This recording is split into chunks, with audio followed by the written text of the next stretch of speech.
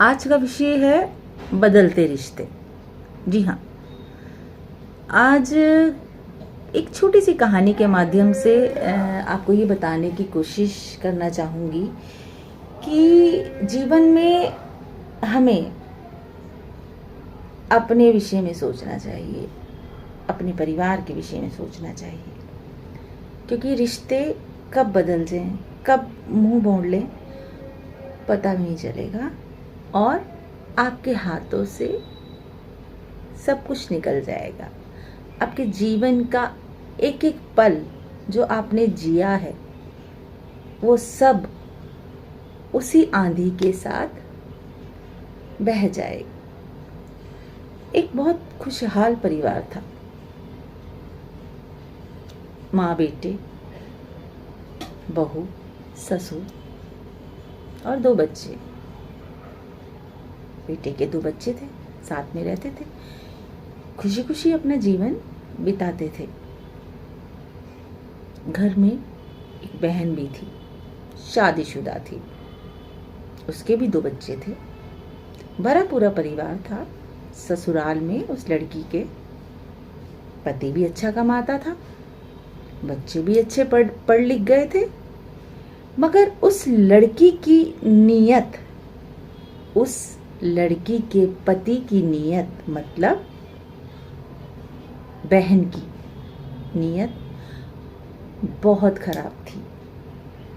वो कहीं ना कहीं अपने भाई से, अपनी भाभी से, अपनी भाभी के दोनों बच्चों से शुरू से ही चिढ़ती थी।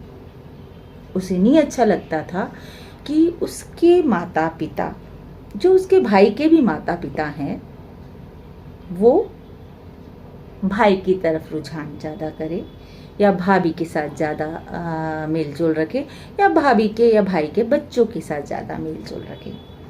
इसलिए शुरू से ही वो अपने माँ बाप को अपनी बातों में बनाए रखती थी।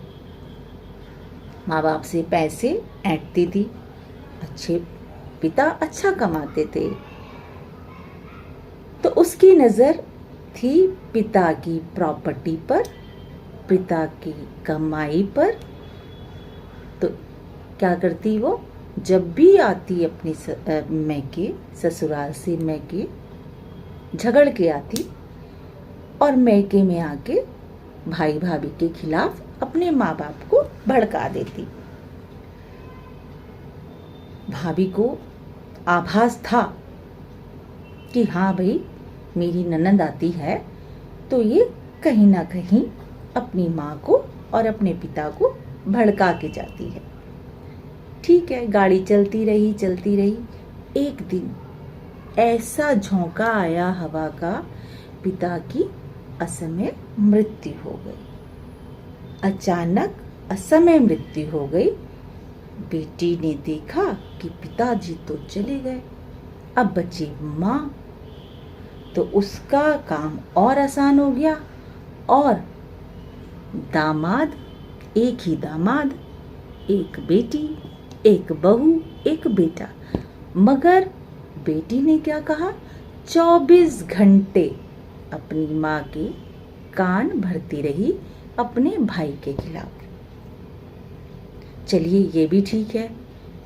भाई के साथ क्या होता है, भाई के साथ ऐसी परिस्थितियां आ जाती हैं क्योंकि माँ हमेशा अपने बेटे और बहू को भला बुरा कहना, उनके बच्चों को भला बुरा कहना, बस उसका पूरे दिन का काम यही रहता था कि कोई ना कोई बात ऐसी हो जिससे कि मैं अपने बेटे को, अपने बहू को और उसके बच्चों को कुछ ना कुछ ताना मारूं या कुछ ना कुछ सुना दूं।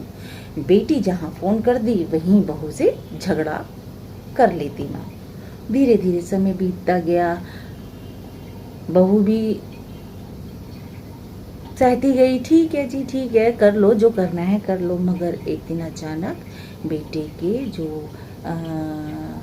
उस बूढ़ी जो महिला है, उसका बेटा था, उसको हार्ट अटैक आ जाता है, दिल का दौरा पड़ जाता है। अब जब दिल का दौरा पड़ता है तो उसको उसका जब डॉक्टर के दिखाते हैं, जब ले जाते हैं उसको अस्पताल, तो अस्पताल में कहा जाता है भाई इनका तो बड़ा ऑपरेशन होगा, तो स्थिति अभी गंभीर है।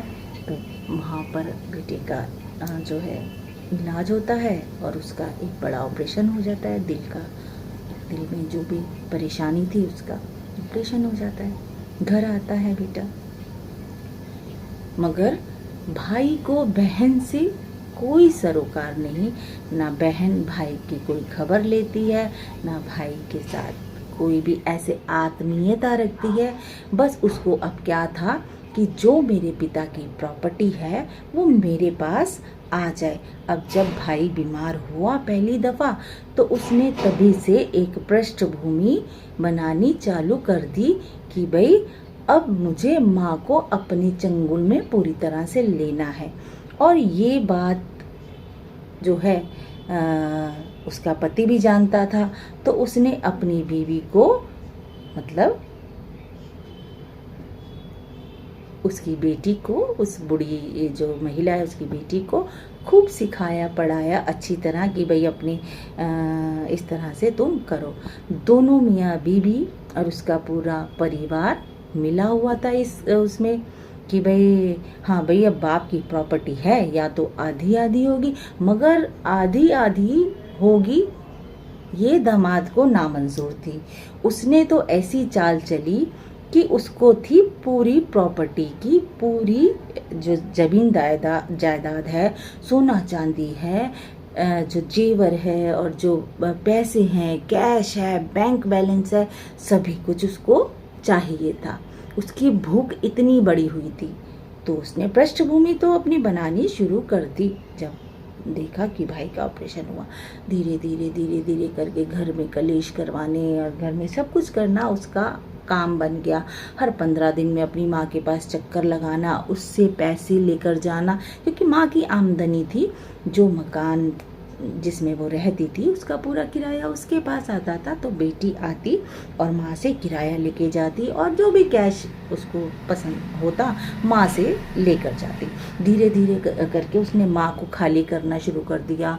उसके पास जितना कैश था वो लेके जाना शुरू कर दिया, उसके पास जो जेवर था वो लेके जाना शुरू कर दिया। माँ को भी लगा हाँ भाई मेरी बेटी और दामाद मेरे साथ हैं, मेरी बहू और बेटा तो ऐसे हैं, क्योंकि माँ बेटी ने पूरा भड़काया हुआ था माँ बाप को, पूरी अच्छी तरह से पट्टियाँ पड़ा रखी थी। पिताजी तो अब रहे नहीं, अब माँ को तो वो कहते हैं ना बनाना बड़ा आसान होता है। माँ भी ऐसी थी, उसका भी बेटे से अपना मन हट गया।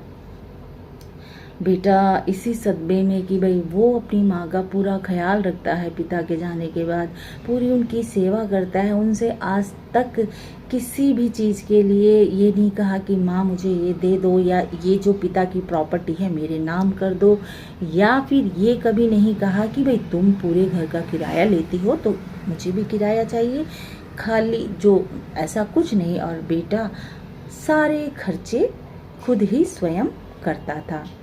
तो अब बेटे को भी कहते हैं कि दिमागी परेशानी रहने लगी। इसी बीच उसको दूसरा हार्ट अटैक आ गया। अब दूसरा हार्ट अटैक आ गया तो अब बेटी ने सोचा कि हाँ भाई अब तो भाई को दूसरा हार्ट अटैक आ गया है, तो अब तो ये बचने वाला है नहीं, तो मैं क्या करती हूँ, अपनी सोचा उसने, मैं क्या करती हूँ अपनी माँ से ये सारी ज़मीन जायदाद अपने नाम करवा लेती हूँ, जिंदा भाई को भी और जिंदा बेटा जिसका है।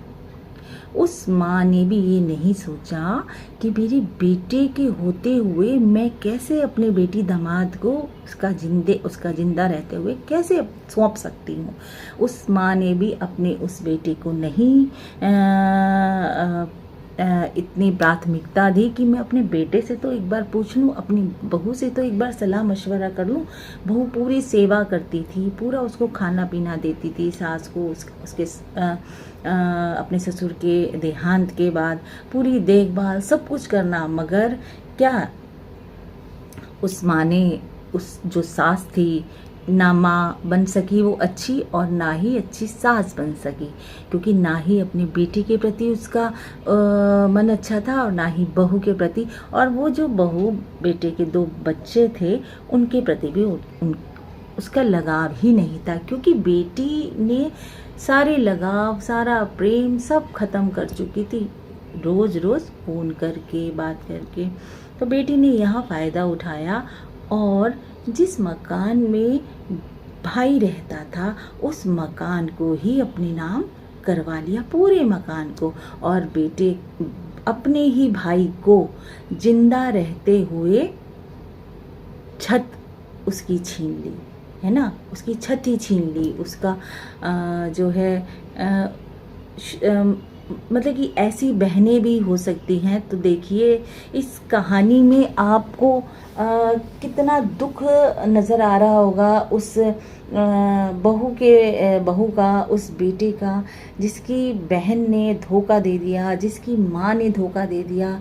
उस बहू को देखिए जो अपना घर छोड़ के आई, अपने माता पिता को छोड़ के आई, जिस घर में आकर उसने उस घर को बनाया, सजाया, संजोया, वो 2 सेकंड में सिर्फ माँ के एक दस्तखत से वो प्रॉपर्टी, वो जगह, वो घरौंदा, वो घोंसला किसका हो गया? उस दामाद का हो गया, उस बेटी का हो गया जो पराई। कहते हैं ना, जब बेटियां दूसरे घर चली जाती हैं तो वही घर उसका होता है जो उसका ससुराल होता है, पराई हो जाती हैं वो। और जिस बेटी को हम घर पे लाते हैं वो हमारी बेटी हो जाती है, मतलब ससुराल आती है तो वो आपकी बेटी है। मगर यहाँ देखिए कलयुग, ये कलयुग है। तो कलयुग में ऐसी कहानियाँ आपको बहुत मिल जाएंगी जहाँ माँ बाप, बहन, भाई कोई सगा नहीं है। हम कहते हैं कि माँ बाप का कर्ज कोई नहीं उतार सकता क्योंकि वो हमें जन्म देते हैं। ये बिल्कुल सही बात है कि हम माँ बाप का कर्ज कभी भी नहीं उतार सकते, कभी भी नहीं चुका सकते, मर कर भी नहीं चुका सकते। मगर जब माँ बाप अपने खून को, अपने जो उनका बच्चे हैं उनको अपना नहीं समझते, मरने के लिए उनको छोड़ देते हैं, उनको बिल्कुल ऐसा कर देते हैं। जब कोई भी, जैसे इस कहानी में आपने देखा कि बेटा बीमार है और बहन ने और माँ ने ये तक नहीं देखा कि बच्चा बीमार है, बेटा बीमार है, बहू उसकी तीमारदारी में लगी है। इस समय हमें उस बेटी को, उस बहू को उसके साथ रहना है, उसका साथ देना है, उसके कंधे से कंधे मिलाकर उसकी इस परेशानी का हल निकालना है। मगर यहाँ पर रिश्ते ऐसे होते हैं कि ये सगे रिश्ते ही कब आपकी पीठ में खंजर घोंप जाते हैं आपको नहीं पता चलेगा। तो उस बहन ने उस भाई की छत को छीन लिया और अपने नाम सारी प्रॉपर्टी करवा ली, और जितनी भी पिता के प्रॉपर्टी के कागज थे घर में वो सारे के सारे अपने साथ ले गई। माँ का घर में 5 से लेकर 10 लाख रुपए भी रखा था। इतनी लालच जो आज के समाज में बढ़ गई है, वो ऐसी कहानियों, हो सकता है ये कहानी आपकी भी हो सकता है आपके साथ किसी और की भी हो। तो ऐसी ही कहानियाँ जो हैं आपको जागरूक कर सकती हैं कि हाँ जागरूक रहिए, कोई अपना नहीं होता, ना बहन, ना भाई, ना माँ, ना बाप और ना बच्चे। किसी एक, कहते हैं एक पड़ाव तक ही वो हमारे साथ रहते हैं, एक पड़ाव तक ही वो हमारे अपने होते हैं। उसके बाद ना मेरा और तुम्हारा कोई संबंध नहीं, ऐसा हो जाता है।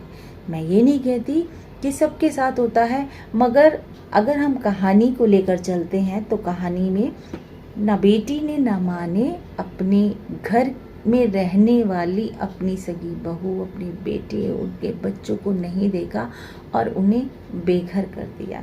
तो ठीक है, यहाँ पर अगर हम बात करते हैं रिश्तों की, तो रिश्ते बेगाने हैं, रिश्ते बेगाने हैं।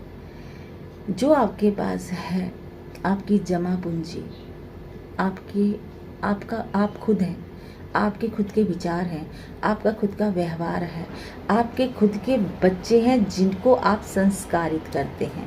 तो संस्कार अपने बच्चों को अच्छे दीजिए, जो दूसरों के घर जाकर उस घर में आई किसी बेटी को पराया ना महसूस होने दे, क्योंकि हर बेटी एक सपना लेकर आती है जब वो बहू बनती है, और जब वो बहू बनती है और अपना पूरा आधा जीवन अपने ससुराल को समर्पित कर देती है, अपनी सास ससुर परिवार पति बच्चों को समर्पित कर देती है, तो उसकी मनोदशा को सोचिए, समझिए कि उसकी मनोदशा ऐसी परिस्थितियों में, ऐसी स्थितियों में कैसी बन जाती होगी जब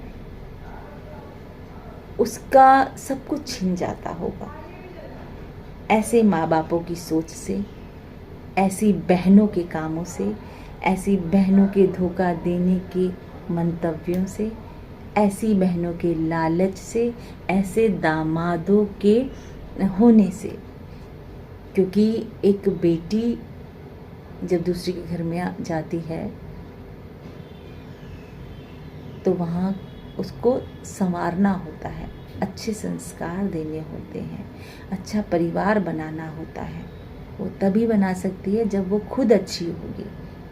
तो एक माँ को चाहिए कि वो अपनी बेटी को कम से कम इतने संस्कार दे, इतना संस्कारित कर दे कि वो अपने भाई के घर को ना बिगाड़े, वो अपने भाई के घर को ना बर्बाद करे, और अपने घर में भी सुख शांति से रहे अपने बच्चों के साथ। हाँ, ये मान सकती हूँ कि इस कहानी में अगर देखते हैं तो अगर दामाद समझदार होता, अगर उस लड़की का, उस माँ की बेटी का पति समझदार होता तो ये स्थिति कभी नहीं आती, क्योंकि वो अपनी पत्नी को टोक सकता था कि ये क्या किया जा रहा है, क्या हो रहा है।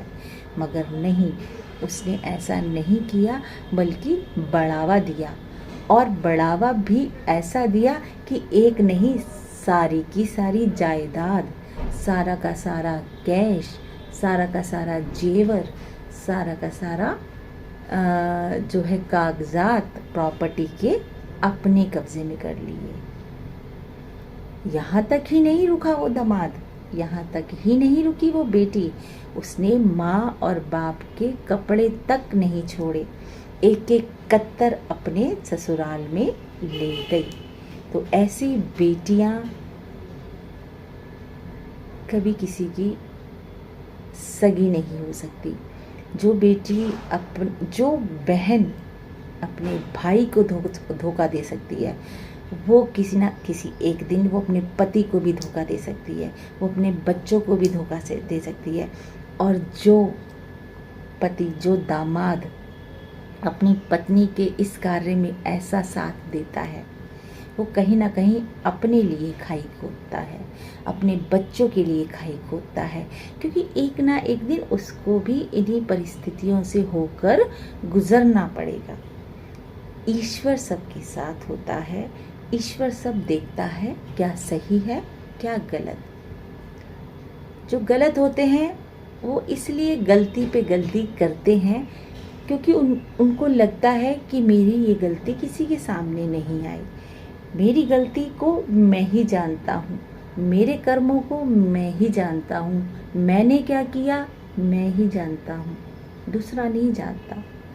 तो उसको लगता है कि मैंने सब कुछ छिपा लिया सबसे, वो जग जाहिर नहीं हो सकता, क्योंकि ये सब कुछ सिर्फ मुझे ही पता है। मगर वो ये नहीं जानता इंसान कि उसके अंदर जो आत्मा बैठी हुई है वो ईश्वर है। तो इसका मतलब ईश्वर सब देख रहा है जो वो व्यक्ति कर रहा है। तो धोखा देने से पहले उस जो धोखा दे रहे हैं आप, और जिसको दे रहे हैं, क्यों दे रहे हैं, किस लिए दे रहे हैं, आपका उसमें क्या मतलब है, आपका उससे क्या रिश्ता है, ये सारी चीज़ें सोच समझ के तभी आप आगे कदम बढ़ाइए। पैसा आप कमा लेंगे, पैसा आप कहीं से भी ले आएंगे जब आपके हाथ में दो, कहते हैं ना, आपके पास ईश्वर ने दो हाथ दिए हैं, दिमाग दिया है, मेहनत करने के लिए इच्छा शक्ति दी है, आपके अंदर ये सारी चीज़ें हैं, तो आप कहीं से भी पैसा बना लेंगे। मगर अगर आप एक बार रिश्तों के प्रति खटास डाल देंगे, रिश्तों में खटास डाल देंगे, किसी को धोखा देंगे, लालच करेंगे, धोखे से किसी की जीवन की जमा पूंजी छीन लेंगे। एक बाप जो अपने बेटे के लिए एक एक पाई जोड़ता है, उसको छीन कर भाग जाएंगे। आप सोचते हैं कि आप अच्छा करते हैं, आपने अच्छा किया, ये सिर्फ आप सोचते हैं कि आप अच्छा कर रहे हैं। सोचिए ज़रा रिश्तों के बारे में, बदलते रिश्तों के बारे में, क्योंकि कोई रिश्ता सगा नहीं है, सारे रिश्ते मतलब के हैं, नाम के हैं, दूर के ढोल सुहावने। ये जो कहानी है, ये जो परिस्थिति है कहानी के अंदर, उन परिस्थितियों से कहीं ना कहीं आप भी जुड़े हुए हैं। आपके घर में भी ये परिस्थिति हो सकती है और नहीं हो, इसके लिए आपको सतर्क रहना है। अपने घर के लोगों से ही, अपने आसपास के रिश्तों से ही, अपने नज़दीकी रिश्तों से ही, क्योंकि घर में कौन विभीषण है आपको पता भी नहीं चलेगा। कहते हैं ना, घर का भेदी लंका ढाए। जैसे इस कहानी में भेदी कौन था? माँ। उसका साथ किसने दिया? भेदी एक और बन गया। कौन है भेदी? वो बेटी। इन दोनों ने मिलकर, दामाद बाहर का है, उसको सारी की सारी पोल पट्टी दी, जो नहीं भी थी और जो थी भी। तो दामाद ने सारी कमजोरी को पकड़ लिया और अपना पैर मजबूत कर लिया। तो अपने परिवार की कमजोरी को, मजबूरी को किसी को ना बताएं। आप सक्षम हैं, आप मजबूत हैं, आप सकारात्मक हैं, आप साहसी हैं, आपके विचार अच्छे हैं, आप में धैर्य है, आप में छल नहीं है, तो आप किसी ना किसी दिन ज़रूर सफल हो जाएंगे। छीनने वाला छीन के ले जाएगा, ईश्वर जो है वो आपको भरपूर देगा। सोचिए, समझिए, विचारिए, बदलते रिश्तों को देखिए, घर में ही देखिए। बच के रहिए, सतर्क रहिए, सावधान रहिए।